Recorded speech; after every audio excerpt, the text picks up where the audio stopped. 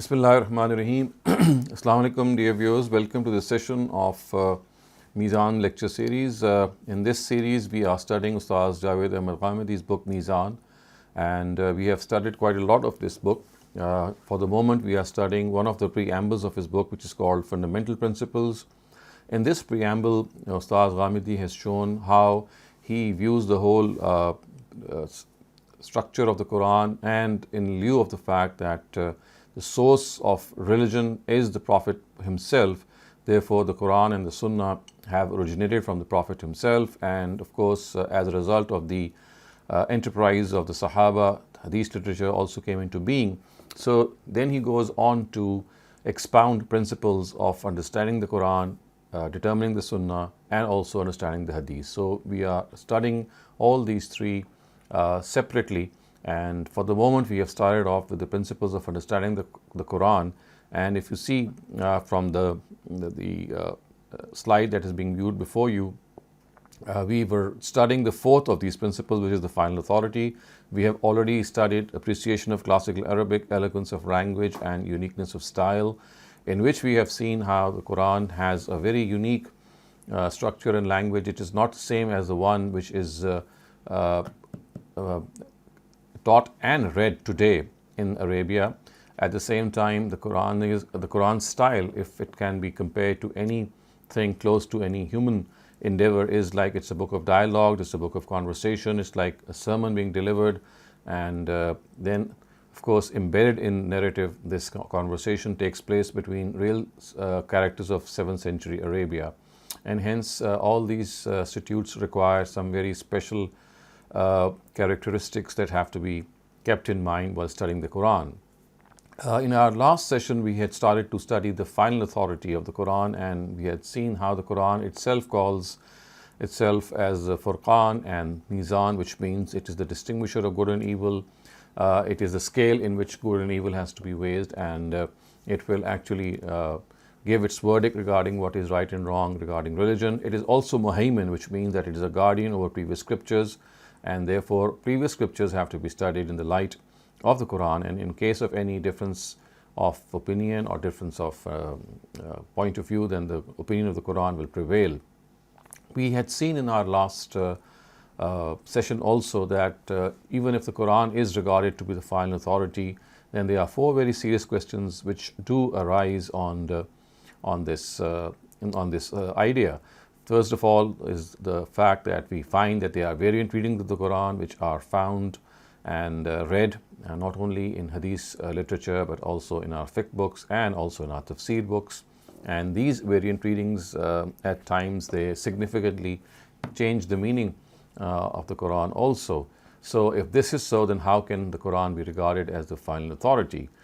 The second question we will be discussing also once we finish this, the response to this first question would be that people or the group of people who say that the Quran is not univocal and what it conveys through its words is not definitive. The third aspect is regarding the issue of muhkam and mutashabih verses, about which there are people who think that they cannot be fully identified, and the meaning of the mutashabih verses being known only to God, this also undermines the authority of the Quran as the final authority itself. And finally, we had also surmised that there are certain narratives, certain very prominent narratives which seem to go against the Quran. And if this is so, then should the Quran prevail over them, or they have a different view to tell, and how is this reconciliation possible, if at all? So we will be discussing all these four questions in order. But as I said, we had started to discuss the first of these questions, which means that the Quran has variant readings, and these variant readings, of course, would then give us this impression that the Quran can be read variously. But we had seen that the verdict of the Quran regarding the collection of the Quran is that the Quran will be collected and then consigned to the Ummah in the lifetime of the Prophet, and the reading that was then in vogue after this final collection was called the Al-Arza Al-Akhira, or the Qira'ah that was presented, and the reading itself was called Al-Qira'atul Amma. And this Al-Qira'atul Amma is the reading that was in vogue in the times of the rightly guided caliphate, and we have seen how all our authorities of the of the time of the Prophet would have vouched for the fact that yes, this is the only reading that has been that is admissible, and it is the sole reading that has the status of perpetual concurrence, which is also called tawatur. But we had also seen that there is a narrative of 7 ahruf, which seems to say that the Quran could be read variously and differently, and we saw in that narrative that Umar ibn Khattab and Hisham bin Hakim bin Hizam actually had gone to the Prophet once Umar had heard Hisham bin Hakim reading Surah Furqan in a different way from the one that he had in mind. And when both of them went there, and the Prophet asked both of them to recite it, and both of them recited differently, and very strangely, the Prophet actually ratified both readings and saying that the Quran has been revealed like the one Hisham has in his mind, and also like the one which Umar has in mind, of course, referring to Surah Furqan. And then he said that in Hazal Quran unzil Quran ala sabati ahruf faqra'u ma tayassara minhu, that the Quran has been revealed on 7 ahruf, and you can read on any one that is easier for you to do so. So we had just read this narrative, and we are now about to critically evaluate this narrative as has been put forth by Ustad Ghamidi. So the first critique that he has presented is that though this narrative has been recorded in the basic books of Hadith literature, no one in history has ever been able to offer a convincing explanation of it, rendering it totally ambiguous. In fact, he has actually cited a Suyuti and has said that Suyuti himself, after recording several interpretations of this narrative and then later on acknowledging the untenability of each of these interpretations, has confessed that this narrative should be regarded among the mutashabihat whose meaning is only known to God. So that is of course something which gives a very odd look to this narrative, that there is no one who has ever presented a convincing explanation of this narrative. And Suyuti himself, a polymath, has said that the best interpretation to him is that it is amongst the mutashabihat, which means that only God knows its meaning. Secondly, Ustad Ghamidi surmises that the only plausible interpretation of the word ahruf is that it connotes pronunciation of words that the Arabs were used to. But in this case, Ustad Ghamidi says the text of the hadith itself negates this meaning, because it is known that both Umar radiyallahu anhu and Hisham radiyallahu anhu belonged to the same tribe, the Quraysh.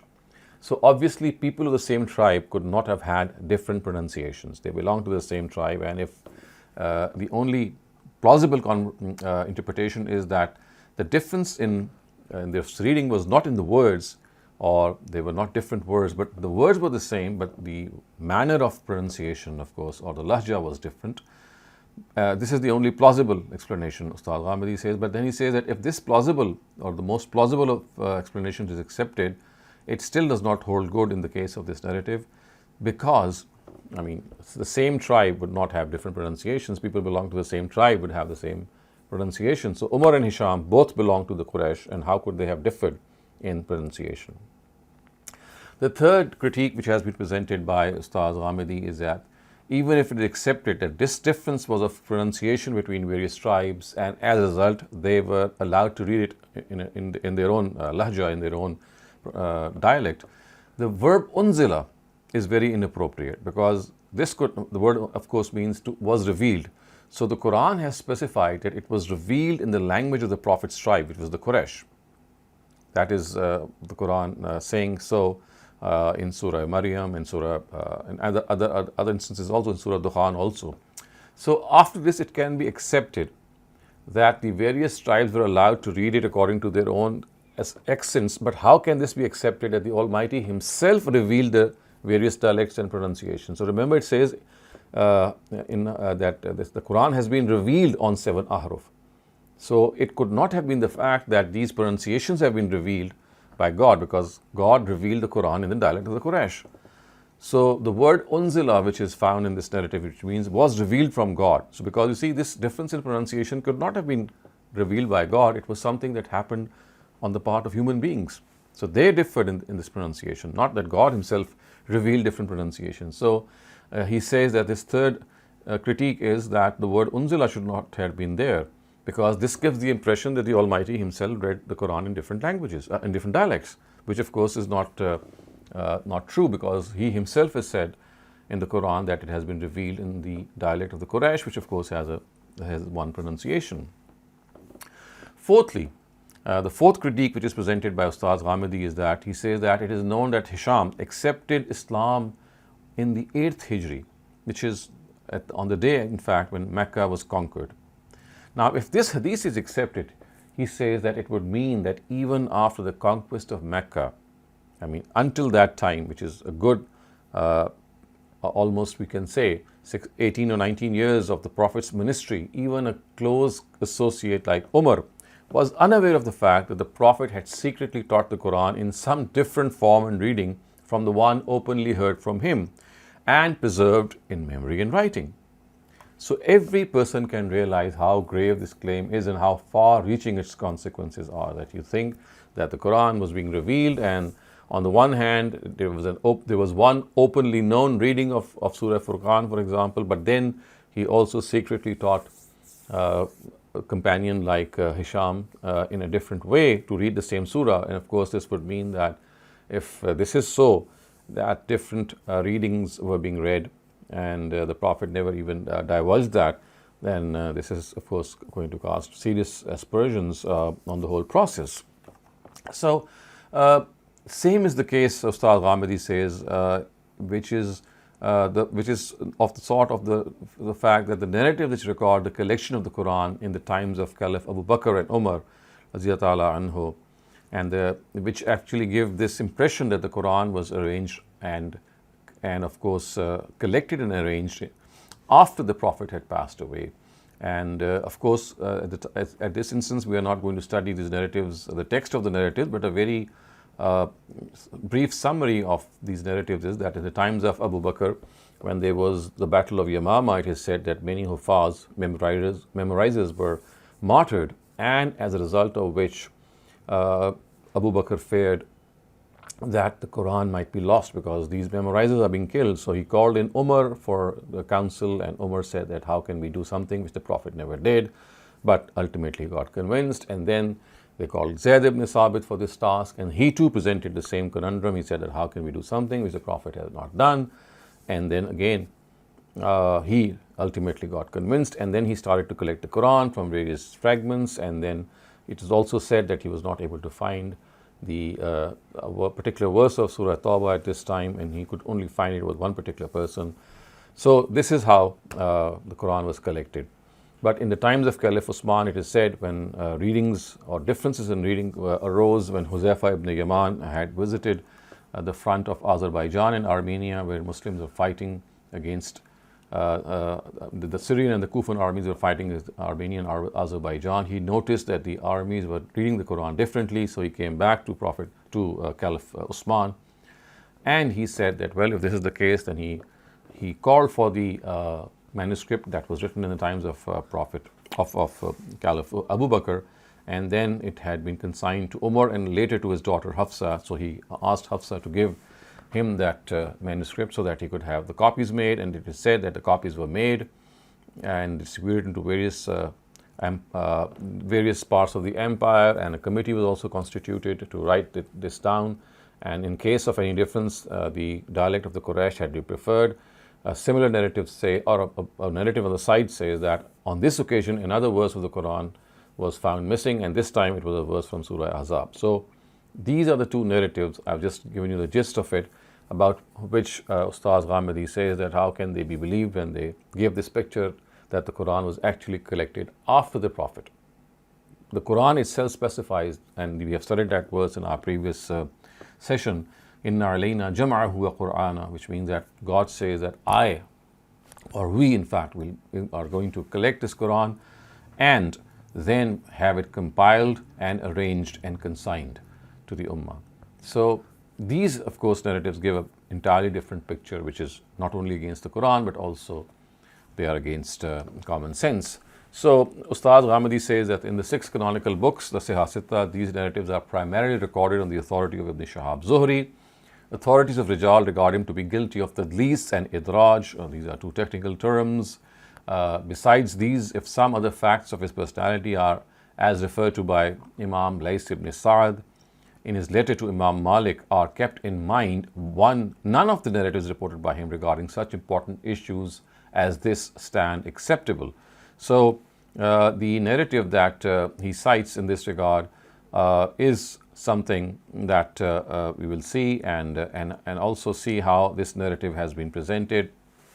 And at the same time, we will be considering the fact that the Quran was actually collected, as the Quran itself says, in the times of the Prophet himself.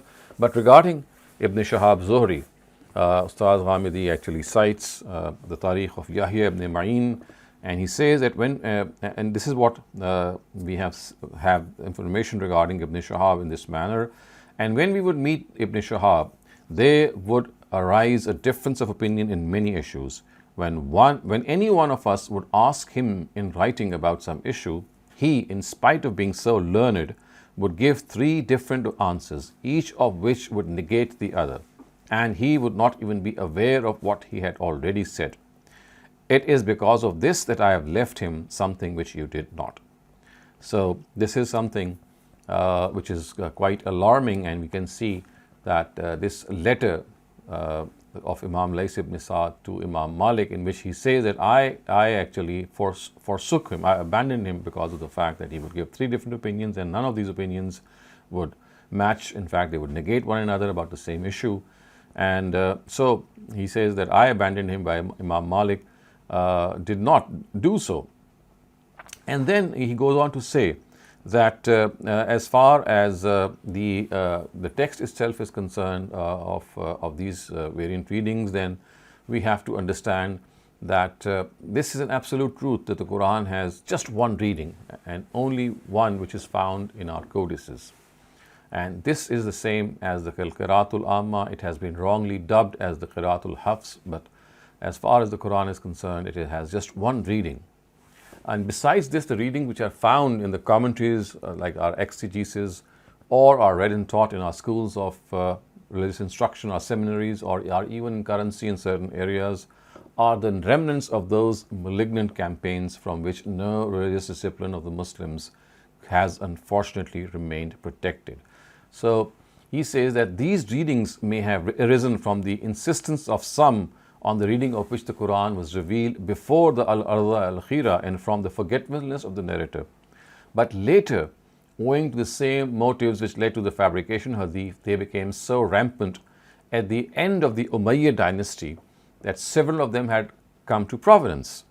So basically, Ustaz Ghamidi says that there seems to be 3 reasons for the origin of these variant readings, and the most likely of them was that because the Quran was rearranged in a new sequence, and of course the previous sequence was abandoned, it was forsaken, and at the same time, of course, some verses might have been either abrogated or changed in structure.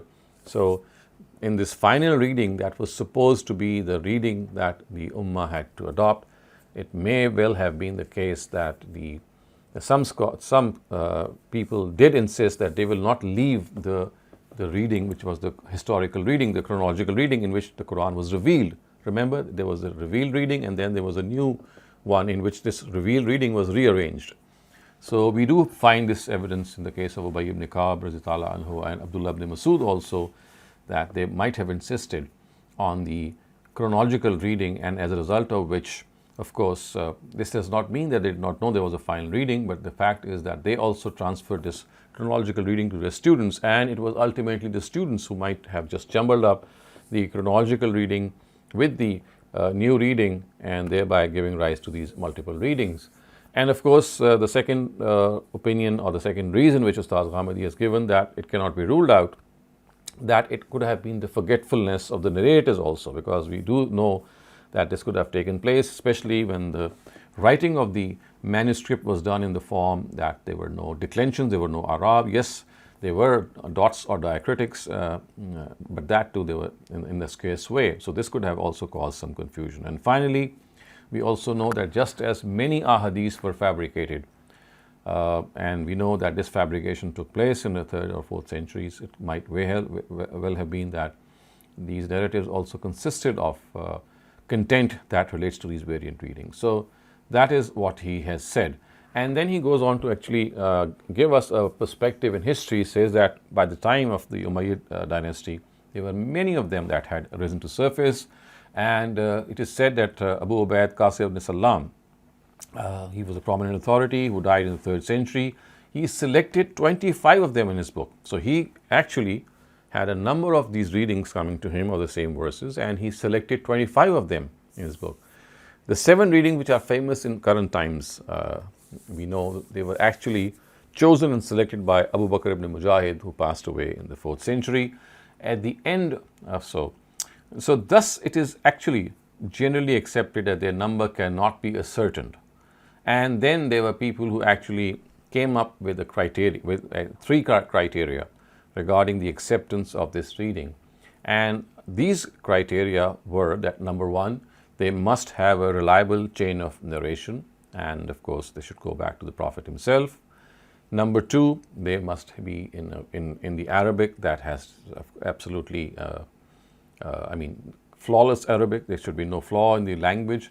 And thirdly, they should be compatible with any of the Masahif that were prepared by Usman. So we know that the Usmanic Masahif that he had copied, they had variances. So the standard here says that besides the first 2, that the Arabic should not be flawed, and the fact that the sanad, the reading that is presented, must go back to the Prophet himself.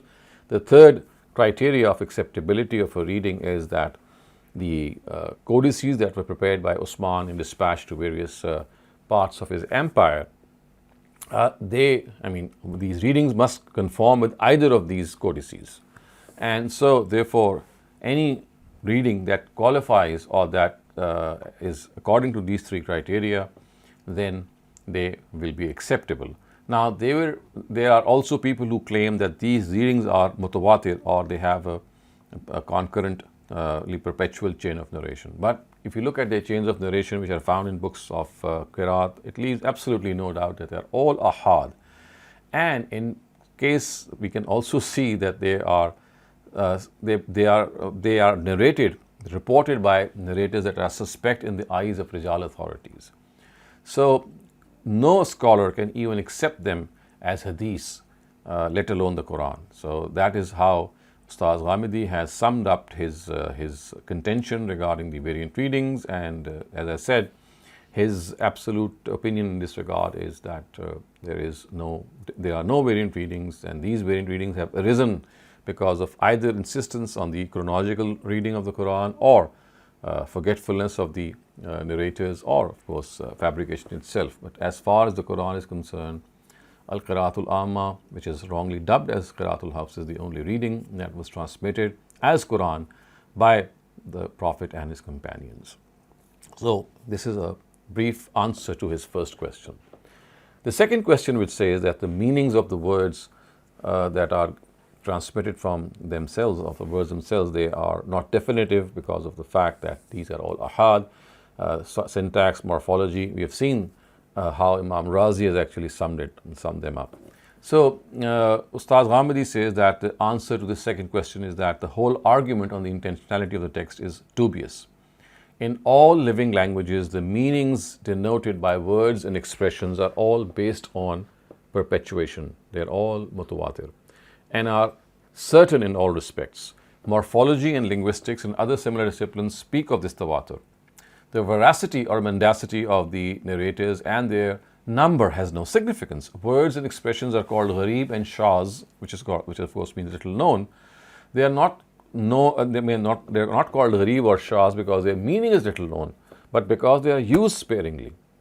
So it does not mean that they are gharib in the sense that their meaning is little known. The thing is that they are used very sparingly because they are little known to those who hear or write them. A word is never isolated from its meaning. So the meaning travels with the word. As long as a word remains in usage, it does so with its meaning. We can be unaware of the meaning of a word and also err in actually determining it, but this cannot be imagined that it is used without being absolutely certain of the meaning it conveys in all or some periods of time. The understanding when a word is used metaphorically and figuratively, or when the same word stands for two different entities, or when it is used as a veiled reference, or when there exists a general connotation and when a specific one, these are all mutawatir. So there is no confusion that wherever this metaphorical or the figurative part of a word is to be used, this is something which is common knowledge, and this is of course common heritage of human beings in every language. So a person may falter in determining whether the word lion has been used literally or figuratively in the sentences, like lion is the king of the forest, and when we compare someone and say that he is a lion, of course, in the first case, when we say that that a lion is the king of the forest, we are referring to the animal. But when we are saying that comparing a person to a lion, then we are using the word lion as a metaphor. It's like a figurative use, and therefore people cannot even err in this matter of understanding. And it is because of this reality of a language that whatever we read and write, we do so with confidence that people will understand the very meaning that we intended to convey. And if for a single instant one comes to know that in documents which are written every day, judgments are pronounced, rulings that are enacted, announcements delivered, and knowledge of disciplines that are communicated, if we think that the intentionality of the text is ambiguous, which means that the words do not convey a definite meaning, and it's like the intentionality of the text is ambiguous, it's not univocal, then everything will become meaningless. So this view is nothing less than skepticism, which according to Ustaz has no place in the world of knowledge. And then Ustaz Ghamidi actually cites Shah Ismail Shahid from his famous book Abaqat, who also has responded to this question. He says that a person who has even the slightest skill of appreciating linguistic styles clearly knows that this viewpoint is based on gross and multiple ignorance, because the meaning for which a word stands for is based on perpetuation. Thus, the question does not even arise for any discussion on the issue of the infallibility of the narrators. And then Ustaz Ghamidi also cites Ibn Qayyim, and who also answers this critique or this viewpoint of him that has been championed by Imam Razi. So he says, those who claim that we have no means to acquire the message of a speaker with full certainty, arguing for this on the basis that the knowledge of what he intends to say is only possible if he first deny 10 facts, are not only muddled themselves but want to muddle others too. If what they claim were true, then the information within the speech of a speaker could never be acquired. Talking would become meaningless, would have been meaningless. Man would have lost his distinctive asset that makes him a human being, and people would have become worse than animals. Even what this writer intends to achieve from this writing could not be identified. Therefore, intellect and sense both suggest that this claim is utterly wrong. There are more than 30 reasons why it is wrong, which have been listed, or which I have listed elsewhere. So basically, Imam Ibn Qayyim has also said this, that along with Shah Ismail Shahid, that this whole point of view that the intentionality of a text is ambiguous, which means the meanings which a text conveys are ambiguous. We are not certain of those meanings, is like skepticism, and in no way can it be accepted.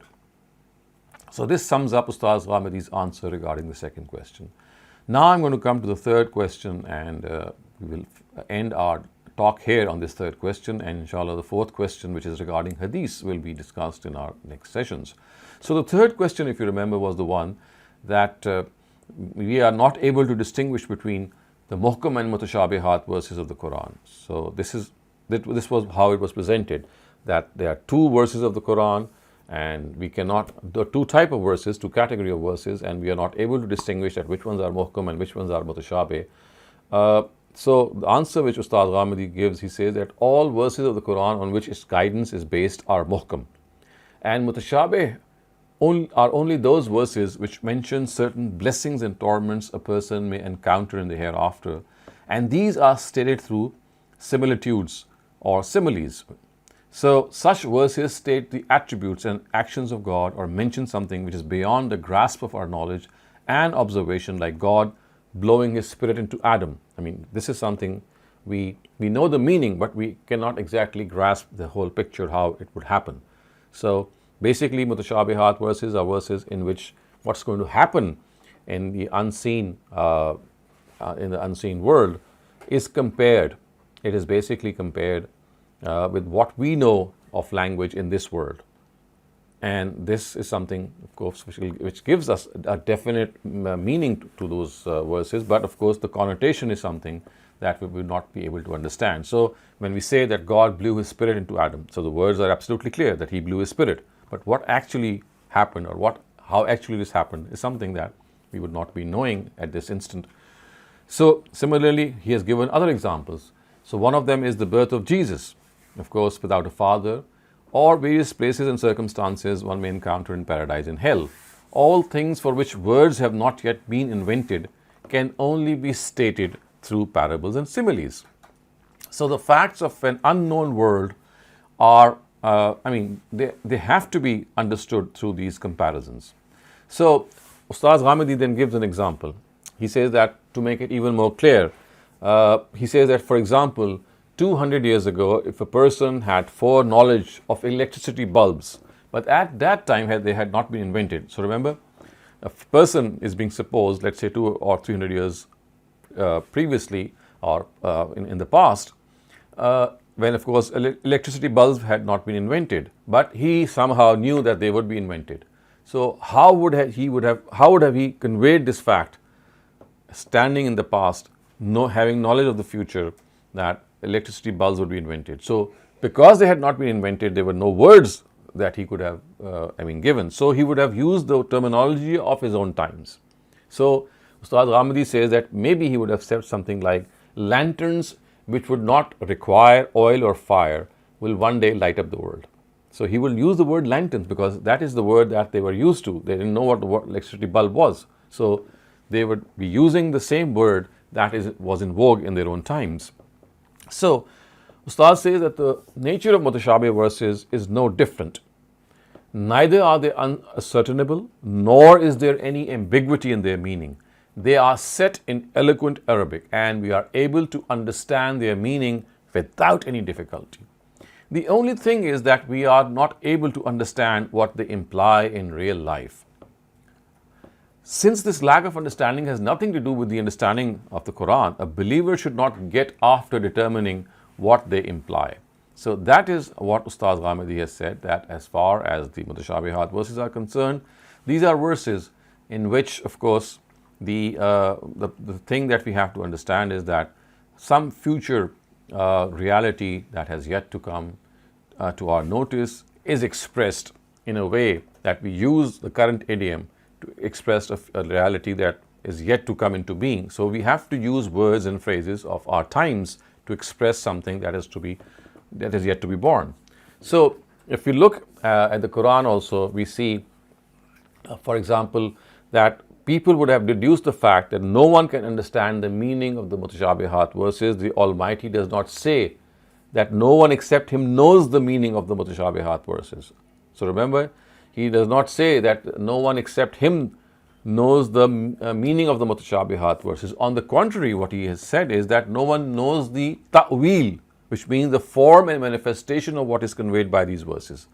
So the word ta'wil is something very meaningful. And we do remember the dream of Prophet Joseph, in which he dreamt that 11 stars and the sun and the moon were prostrating before him. Of course, when the interpretation of this dream came to his knowledge, he said that, Father, this is the meaning of my dream I saw earlier, and my Lord has made it a reality. So he said, وَقَالَ يَا أَبَتْ هَذَا تَأْوِيلُ رُؤْيَايَ. So this is the ta'wil of the ru'ya. So the word ta'wil has been used, which means that the reality of something is only known to God, not the meaning. Meaning would be known to everyone, but how that is going to happen is the knowledge of God only. So this has been expressed in the Quran, and of course the verse of the Quran that is under discussion is something that I would now like to quote, because this is the verse that actually sums up or tells us that the Quran has muhkam and mutashabihat. It says, هو الذي أنزل عليك الكتاب منه آيات محكمات هن أم الكتاب وأخر متشابهات فأما الذين في قلوبهم زيغ فيتبعون ما تشابه منه ابتغاء الفتنة وابتغاء تأويله وما يعلم تأويله إلا الله والراسخون في العلم يقولون آمنا به كل من عند ربنا وما يذكر إلا أولو الألباب. It is He who has revealed to you the book. Some of its verses are muhkam, they are the foundation of the book, and besides them others that are mutashabih. Then those whose hearts are warped go after the mutashabih among them in order to create dissension and in order to know their reality, even though no one except God knows their reality. On the contrary, those who are well grounded in knowledge say, we believe in them, all this has come from our Lord, and in reality only men of intellect understand such things. So basically what has to be understood is that as far as the Quran is concerned, the muhkam and mutashabih verses, they do not cause any ambiguity, they do not undermine the status of the Quran as the Meezan or as the final authority, because it is not true to say that we cannot identify the muhkam and the mutashabih verses, and people have differed in that. Ustaz says that it is right through the word mutashabih that we can know that mutashabih actually means that we are comparing some reality that we are yet to encounter in words that we are using today. So we absolutely know that these are the verses who are mutashabih, that in these verses a comparison is being made of some unknown reality or some unknown fact using words of today. And the meaning, of course, is something we know very well know when it is said that, for example, that God blew His Spirit into Adam. I mean, the sentence is clear, but how this actually took place and what was the mechanism, that is something about which God says that only He knows the reality. So it should not be translated that the mutashabih verses are known only to God or their meaning is known only to God. That would be a wrong translation. The correct translation would be that their reality, how the things would take place the way they are described, is known only to God. So this brings us to an end to his answer on this third question also, that the muhkam and mutashabih verses, the way they are presented in the Quran, they in no way infringe on the fact that the Quran can not be regarded as the final authority. Yes, it can be, because we know what the muhkam and mutashabih are. And also, to sum up our today's discussion, earlier on we have just seen that the variant readings also, they do not in any way undermine the authority of the Quran, because there are in fact no variant readings. There is only just one reading of the Quran. Those variant readings which do exist, we know that they have come into existence either through fabrication or through forgetfulness of the memorizers, or of course, which is a more likely and a more dominant reason, I would say, because of the insistence of people to stick to the chronological reading of the Quran.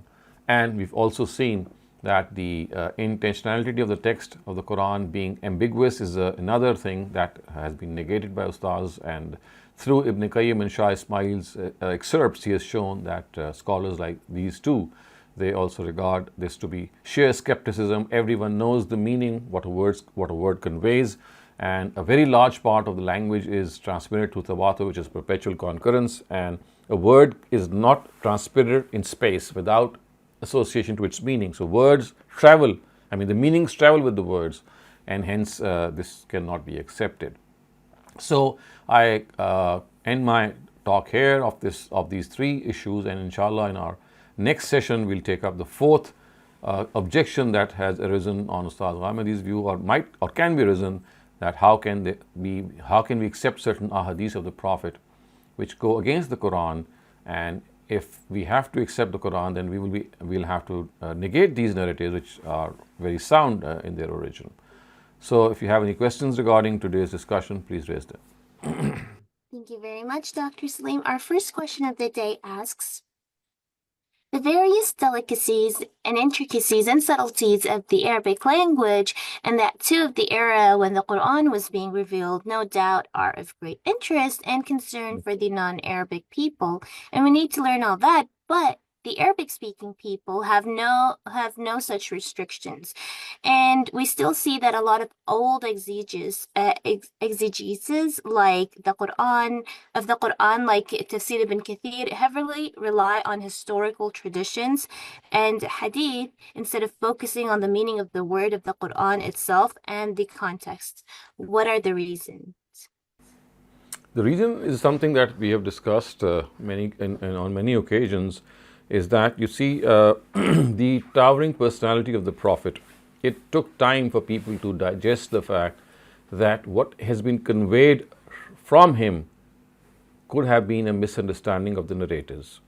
So you see, if you go back in history, for example, you're standing in a time when the Prophet had just passed away and maybe 100 years or so had passed, and your grandfather or maybe your great-grandfather was there in the time of the Prophet, and there was this tradition traveling down in the family which says that, well, he heard the Prophet say this. So as soon as people would think that the Prophet has said something about the Quran, the fact that he was just 100 years ago that he existed, and he said something to your grandfather, your great-grandfather, and that thing traveled right up to you, there would be very little chance for you to not accept that, because this is how people do. Yes, this is something that of a leverage that you can give people, but the fact is that the mechanism of this transmission had to be analyzed at that time, because the grandfather or the great-grandfather, whatever he heard, was in isolation, just one person telling something to his son and then to his son. And then the sons themselves, we are not sure whether they understood correctly or properly, because of course, in spite of being very knowledgeable, a person cannot be always perfect. He could have a flawed understanding. So the nature of transmission of prophetic knowledge through isolate reports in the first era, which was very close to the Prophet's era, made people actually oblivious of the fact that they should understand the text first and then see whether the explanation of the Prophet actually does justice to the text or not. So this somehow never took place. And then I think another very important thing that was also came into play was the opinion of Imam Shafi, one of the greatest authorities of fiqh, also jurisprudence, and also on the Quran. His book, of course, Ar-Risala, which is called Ar-Risala, is the first book of Usul al-Fiqh, in which he laid down this proposition that all ahadiths of the Prophet, they cannot be false if they are rightly reported. They cannot be in any sense against the Quran. And if we think that they are against the Quran, then it is because of the fact that our knowledge is flawed. So the Prophet could not have said something against the Quran. So the flaw here, to me, it seems, is the fact that yes, of course, the Prophet would not say something against the Quran, but then we have to ascertain whether the Prophet actually said that or not. And that ascertainment can only be done through a critical analysis of the transmission of that narrative. This is something that actually seldom took place, or if ever it did take place, a lot of leverage was given to ahadith, in the sense that when they were not confining, or they were not making any sense, or they were at variance with the Quran, then they were still accepted, again thinking that maybe we are not understanding the Quran properly, but this narrative, with whatever it's telling, must be the true interpretation of what the Quran is conveying. So these are the two causes, I would say, that actually set apart the whole understanding procedure of the Quran right after 150 years of the Prophet's demise. And when this took place, it seems that it went on and on. Yes, interspersed between these eras were people who did rise and say that we have to understand the Quran directly from the text and not from the Prophet's knowledge, not because we deny the knowledge of the Prophet, but because the nature of that transmission of prophetic knowledge could be flawed. So we have to consider and critically evaluate it. So it was only, I would say, many centuries ago, in fact, the last century, when Ustaz Amiruddin Farahi, he put his foot down and said that, well, if this is something that is that we have to accept, that the Quran rules and it dominates and it has the final word, then we must actually apply this as well. And the Quran must be understood from the text, from its language, from the structure of the Quran itself, and then any extraneous understanding should be evaluated on what we directly understand from the Quran. So this was like a totally reversal of understanding. So in other words, our ancient scholars, we can say, if I sum up their approach, it would be that the Quran must be understood through hadith. Ustaz Farahi actually reversed it. He said, no, hadith has to be understood from the Quran because the Quran has a definite context, we know, and a hadith, of course, we don't know because of the fact that various people are transmitting the same incident, with some of them with sparse details, some of them with more details, and then of course some of them in a way that might be at variance. So we have to make a complete picture, and this picture at times still would be flawed if we collect all the variant texts. So it has to be understood in the light of the Quran, every hadith. So it was like a reversal of understanding, and this has been going on in the last 100 years through his successors like Ustaz Slahi and then Ustaz Ghamidi, and then of course in the 4 tiers many of the students of these scholars. So, but before that you'll not find consistently people who expound the fact that the Quran is the final word and then still stick to this assertion. They would be very far and few between. Thank you very much, Dr. Saleem. Ruhi Rasul, please go ahead. Assalamu alaikum, Dr. Sahab. This is Ruhi Rasul's son. I have a question regarding today's topic. Dr. Sahab, there is this some European Quranic scholar that I was listening to very recently talking about this very topic, about this Muslim Ummah's view on how the Quran's present form was collected during Hazrat Usman's period, and he had a very interesting point to make, and he said that if the Muslims had to make this up, then they would probably make up a better story, because this tale or this story leaves so many doubts in the veracity of the collection. So it must be true. That's why they believe it. Otherwise, they would make up a better story of Quran's collection. Well, putting this argument aside, sir, I have thought about this subject a lot, and to my mind, the verse that has been quoted in the argument by Gandhi Sahib, where the Quran says that it is our responsibility and it is up to us to collect it and to safeguard it, and so the Prophet should not worry so much regarding this. Sir, I don't see a contradiction between that verse and the possibility, no matter how rare it might be, of what Muslims believe happened during Hazrat Usman's era, because God could use Hazrat Usman and his whatever attempt he made to then protect the Quran and to put it in the form that we get it today. So it's not necessary that the verse that is quoted, that it is God who will protect it and assemble it, and then Hazrat Usman actually doing it in his era. It doesn't necessarily have to be a contradiction. How do you? Yes, I agree with that. It does not have to be a contradiction. It could be perfectly explained. But what we are actually criticizing is an interpretation of this Usmanic narrative, which means that he recollected the Quran. So remember, if you look at the Usmanic collection, it's not just a simple case of copying it out from Hafsa's manuscript. That is one version. Another version is that he started to collect the Quran afresh. And then again, he could not find the one of the verses of the Quran, and then there's a whole bunch of things that that the narrative says. So what we are criticizing, or what Ustaz has done in the past regarding the Usmanic narrative or its collection, is the conventional understanding of this narrative. He has actually sort of represented his understanding, and that he says that all that Usman did was just to as the Caliph, as the leader of the Muslims, all that he did was he just disseminated the Quran to the various parts of his empire. Of course, it was a growing empire. A lot of conquests had been done. So what the narrative tells us is a different picture.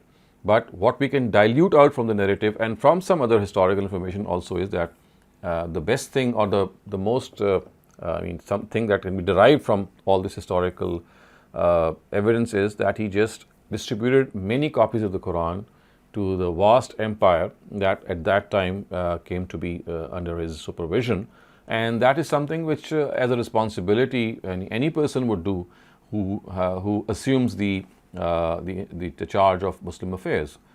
So this is like his interpretation, and as you said, that it's not necessarily to be against what the Quran has said and it's about its own self. It's not. It's just the understanding of that Usmanic narrative, which our conventional scholars make, that creates that problem. And if you'd like more details, then I have discussed this narrative in my book, Critical Study of the Quran, Critical Study of the History of the Quran, and shown that how this narrative creates a lot of problems if it is accepted on its face value. And sir, what do you have to say about the very interesting point that this non-Muslim Quranic scholar, European scholar, makes, that this is such an incredible, unbelievable story about the collection of the Quran, of the early manuscripts? I think he could be right, but the thing is that the fact that they have not made it up is one thing, and the fact that they have totally jumbled it and mixed it up is another thing. So yes, we would agree that it's not being made up, but misunderstanding or misstatement of facts, not purposefully, but I mean, every person can falter in spite of being very sincere. So a sincere lack of understanding, I would say, or a sincere lack of statement of the correct facts could also be the same thing. I mean, yes, the story would not have been made up, I agree with that. But whatever was actually transmitted also is something that is very unlikely. And the two things are not mutually exclusive. And Dr. Saab, very quickly, if I can ask, and I do not have this information, because my understanding is that the Shia Muslims also agree that this is the they read the same Quran, and there are no differences between Kirat or between sort of like the flow of surahs. So what is their origin story? I'm very, very sure that they do not agree that it was assembled during Hazrat Usman's period. So what do you? I think I would advise you to look up my book, because this is a detailed topic. And I've discussed the collection that is ascribed to Ali Rizala Anhu. And the Sunni sources have a different version, the Shia sources have a different version, and it's better if you look it up. All right, sir. Thank you very much. Thank you very much, Dr. Saleem. Our next question asks, how can we weed out the flawed hadiths and keep the meaningful ones? It's not the responsibility of a common Muslim to do so. So this work has already been done by scholars. So they just need to rely on a collection that to them seems to be reliable. So this collection of the critical evaluation of hadith literature is the job of the scholars of hadith, the muhaddisun. And so a common person should just read those ahadiths that they have collected, and if they find something that they do not make sense of or cannot make sense of, they can of course discuss with some scholar or with some authority, but in no way are they equipped to critically evaluate hadith literature, because it's a very highly specialized science, and it takes years and years of hard work to actually master it. Thank you very much, Dr. Saleem. The next question asks, Hadith Kisa appears to contradict the Quran, because Quran in Surah Al-Ahzab explicitly talks about wives of the Prophet, while Hadith specifies it to Ali, Fatima, Hassan, and Hussein. How do we reconcile between these? So I think that because this topic is going to come up in our next session, reconciliation of Hadith with the Quran, that's a whole big topic that we are going to take up in our very next session, because this is one of the objections that have been raised against the authority of the Quran, that the hadiths, they are at variance with the Quran. So I would request the questioner to please wait for the next session, because this topic would be comprehensively taken up. Thank you very much, Dr. Saleem. The next question asks, Quran in Surah Al-Baqarah, ayah 138. They're asking for the explanation of the translations. Do you want me to read out the ayah? Yes, I mean, it's not related to our today's topic, is it? Or we are having off-topic questions? The next question asks, is there any author besides Ibn Kathir that we can read? Well, there are several authors. Ibn Kathir is just an 8th century, very competent exegete of the Quran. So it depends on how you would like to read the Quran. So one way to read the Quran is by a comparative study of the various currents of Mufassirun. So Ibn Kathir presents is one of the best exponents of the traditional interpretation, traditional approach of interpretation in which the Quran is understood through Hadith. So I think if the questioner would like to have a comparative understanding of these tafsir schools, I would suggest that 3 schools or 3 people could be selected because each of them represent their own school. So one of them would be Ibn Kathir, the other would be Abul Ala Maududi, and the third would be Ustaz Amin Hasan Islahi. Very much. He's asking, Allah ka rang se kya murad hai? The color of God refers to the fact, is actually a metaphorical allusion to the fact that He is one. It's referring to the fact that God is one, there's no other God, and that is what is being said, that adopt the color of God, Sibghatullah, وَمَنْ أَحْسَنُ مِنَ اللَّهِ Sibgha, and who is better than to adopt the word of the color of God. So Sibgha actually means the color, and here it refers to His attribute of being one.